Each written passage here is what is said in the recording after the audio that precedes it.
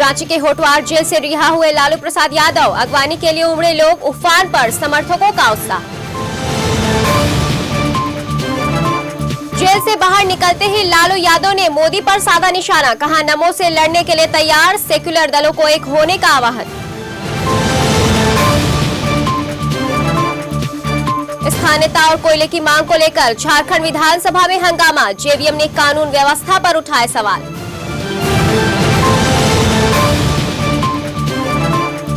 सुशील मोदी ने अरविंद केजरीवाल पर साधा निशाना, कहा अहंकार के कारण केजरीवाल की रामविलास पासवान जैसी होगी स्थिति। और झारखंड कोऑर्डिनेशन कमेटी के अध्यक्ष होंगे बीके हरिप्रसाद, कांग्रेस आलाकमान से मिली स्वीकृति, गीता कोड़ा कांग्रेस में होगी शामिल। नमस्कार, आप देख रहे हैं भविष्य न्यूज, मैं हूं मनीषा और खबरों में अब बढ़ेंगे आगे। बात करेंगे बिहार के पूर्व मुख्यमंत्री लालू प्रसाद ने रांची के बिरसा मुंडा जेल से वो बाहर आ गए हैं। उनकी अगवानी में सैकड़ों समर्थक जेल के बाहर मौजूद थे। जेल से निकलते ही लालू प्रसाद यादव ने मीडिया से मुखातिब होते हुए कहा कि उनके जेल जाने के बाद आरजेडी नेताओं और कार्यकर्ताओं की लगन और मेहनत काबिल तारीफ है। उन्होंने कहा कि उनकी पार्टी के नेता और कार्यकर्ताओं का वो धन्यवाद देते हैं। वहीं उन्होंने मीडिया को भी धन्यवाद दिया। साल 2014 के लोकसभा चुनाव को लेकर उन्होंने सीधा कहा कि वो मोदी की चलने नहीं देंगे। लालू प्रसाद ने सभी सेकुलर पार्टियों से आह्वान किया कि वो एक मंच पर आए और सांप्रदायिकता के खिलाफ मजबूती से खड़े हो। लालू प्रसाद की अगवानी में उनके बेटे तेजस्वी के अलावा झारखंड की महिला एवं बाल कल्याण मंत्री अन्नपूर्णा देवी, मंत्री सुरेश पासवान समेत सैकड़ों नेता और समर्थक मौके पर मौजूद थे। इनमें बिहार से आए लोगों की भी बड़ी तादाद शामिल थी। लालू प्रसाद की अगुवाई में लगभग 400 गाड़ियों का काफिला जेल के बाहर मौजूद था। आप लोग भी धन्यवाद के पात्र हैं। अब ये जो राजनीति भारत टूटेगा या भारत रहेगा, जो दंगल होने वाला है 14 में, हम आप लोगों से मिलेंगे और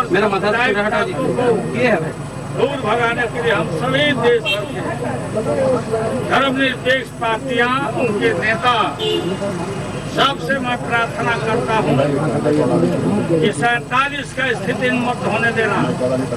47 के कैलेंडर को याद करो, जब हमारा देश बिखरा था। आज धर्म और मजहब के नाम पर जो शक्तियां दिल्ली पर हावी होना चाहती हैं, अब हम फ्री हैं। पूरे देश में हर जगह घूम के मेरा माथा हटा नहीं हस्तनापुर से दूर रखने का पूरा शक्ति हम लगाएंगे। लालू यादव को जेल से रिहा करने के लिए सीबीआई कोर्ट में जमानत की प्रक्रिया पूरी की गई। मंत्री और आरजेडी नेता अन्नपूर्णा देवी और आरजेडी विधायक संजय यादव जमानतदार बने। कोर्ट ने 25-25 हजार के 2 निजी मुचलकों पर जमानत दी, लेकिन लालू यादव को विदेश जाने पर पाबंदी लगा दी गई है। कोर्ट ने पहले ही लालू यादव का पासपोर्ट जब्त कर रखा है। इस मौके पर अन्नपूर्णा देवी ने कहा कि लालू की रिहाई से आरजेडी और मजबूत होगी। आज कोर्ट में हमने दरखास्त दिया माननीय उच्चतम न्यायालय का आदेश को लगाते हुए, और वायरलेस से भी उच्चतम न्यायालय से आदेश प्राप्त हो गई थी कोर्ट को। विदेश जाने के पहले कोर्ट से परमिशन ले लेंगे, बस यही 2 कंडीशन लगाई है। रांची के बिरसा मुंडा जेल से बाहर आने के बाद लालू यादव होटवार मंदिर पहुंचे और मां की पूजा अर्चना की। आरजेडी सुप्रीमो के साथ पुत्र तेजस्वी यादव भी थे, साथ ही बड़ी संख्या में उनके समर्थक भी मौजूद थे। गौरतलब है कि टीम इंडिया के कप्तान महेंद्र सिंह धोनी रांची में होते हैं तो देवड़ी मंदिर में जाकर मां के आगे शीश नवाते हैं।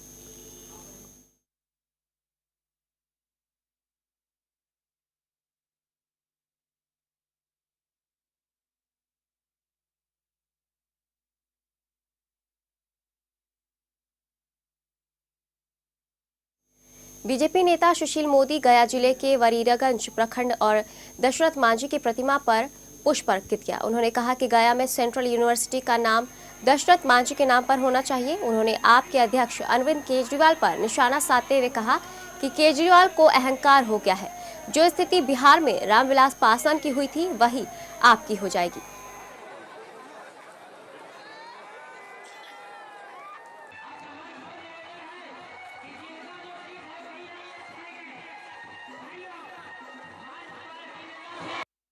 जो परिस्थिति बन रही है उसमें मुझे नहीं लगता कि कोई सरकार बन पाएगी, और अगर कोई सरकार बनती भी है दिल्ली के अंदर तो सरकार बहुत दिनों तक चल पाएगी ऐसा दिखाई नहीं पड़ता है।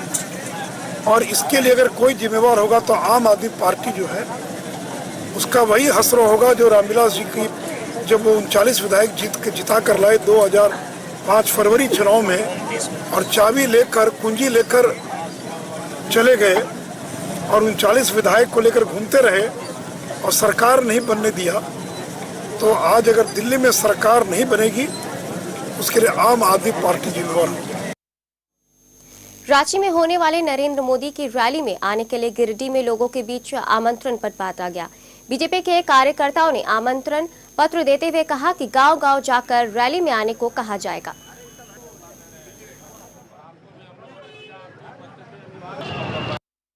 नरेंद्र मोदी के कार्यक्रम के रूप में एक निमंत्रण पत्र जो पार्टी ने निर्णय किया है, आज हम लोग डोर टू डोर कैंपेनिंग करके गिरिडीह में इसको बांटना प्रारंभ किए हैं, जिसमें भारतीय जनता पार्टी के बहुत से कार्यकर्ता हम लोग घूम करके और पूरे शहर में आज हम लोग बांटे हैं। गांव में जा करके अधिक से अधिक घर तक, लगभग हर एक घर तक हम लोग इस कार्ड को पहुंचाना चाहते हैं और उनको आमंत्रित करना चाहते हैं कि आप 29 तारीख को आइए और आकर के नरेंद्र मोदी जी के भाषण को सुनिए और इस देश के दशा और दिशा को बदलने में साथ दीजिए।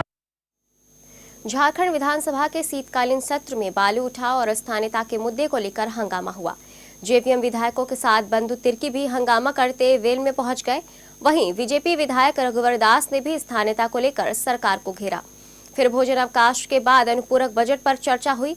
चर्चा में शामिल होते हुए कांग्रेस विधायकों ने बजट का समर्थन किया, लेकिन विपक्षियों ने अनुपूरक बजट के औचित्य पर ही सवाल खड़ा कर दिया। जेवीएम ने कानून व्यवस्था का मुद्दा उठाते हुए कहा कि पूरे राज्य में अपराधियों का बोलाबाला है। बाद में विधानसभा की कार्यवाही मंगलवार 11 बजे तक के लिए स्थगित कर दी गई।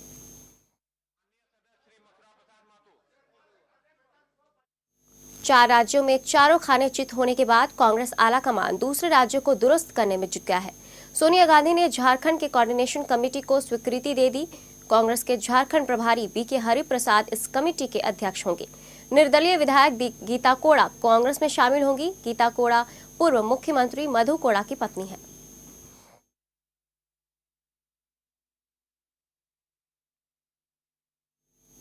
दिल्ली गैंगरेप के 1 साल पूरे हो गए हैं। पूरा देश उस बहादुर बिटिया को याद कर रहा है। सभी की आंखें नम हैं। जगह जगह लोगों ने उसकी याद में कार्यक्रम किए। वहीं उसके पिता का कहना है कि हमारे आंसू अब तक सूखे नहीं है। हर दिन के गुजरने के साथ उसकी याद और गहरी होती जाती है। घर पर कोई न कोई हमेशा रोता रहता है। हालांकि 9 महीने की सुनवाई के बाद 4 आरोपियों को अदालत ने मौत की सजा सुनाई थी, लेकिन उस दुर्भाग्यपूर्ण घटना के बाद से लड़की का परिवार हमेशा सदमे, दुख और गुस्से में ही रहता है। इधर दिल्ली गैंगरेप के खिलाफ में किशनगंज में मौन जुलूस निकाला गया। पहली बरसी पर छात्राओं और सामाजिक संगठनों ने जुलूस निकालकर सरकार से लड़कियों को सुरक्षा देने की मांग की। जुलूस को एसपी मनोज कुमार ने हरी झंडी दिखाकर रवाना किया। इस मौके पर निर्भया को श्रद्धांजलि दी गई। लड़कियों ने कहा कि आज जागरूक होने की जरूरत है। सरकार को भी अपनी जिम्मेदारियां निभानी होगी। ये जो जागरूकता है, महिलाओं के प्रति संवेदनशीलता, महिलाओं की सुरक्षा की बात है, ये काबिल तारीफ है और हम उसका समर्थन करते हैं। सुरक्षा पदाधिकारी होने के नाते हम इनके इस मुहिम का प्रशंसा करते हैं।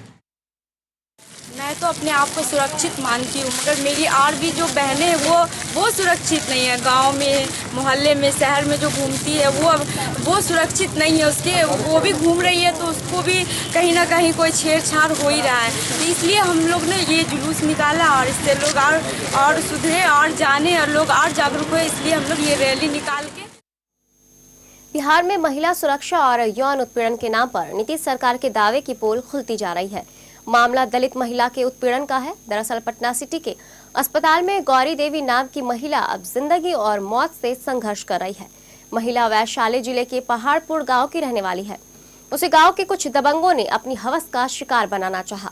दलित महिला ने इसका विरोध किया और उसके शोर मचाने पर गांव वाले जमा हो गए। गांव वालों को देखकर आरोपी गौरी देवी को धारदार हथियार से हमला कर फरार हो गए। इस कांड में मुकेश राय और संतोष कुमार को नामजद अभियुक्त बनाया गया है, लेकिन 9 दिन बीतने के बाद आरोपी अब तक पुलिस की गिरफ्त से बाहर है।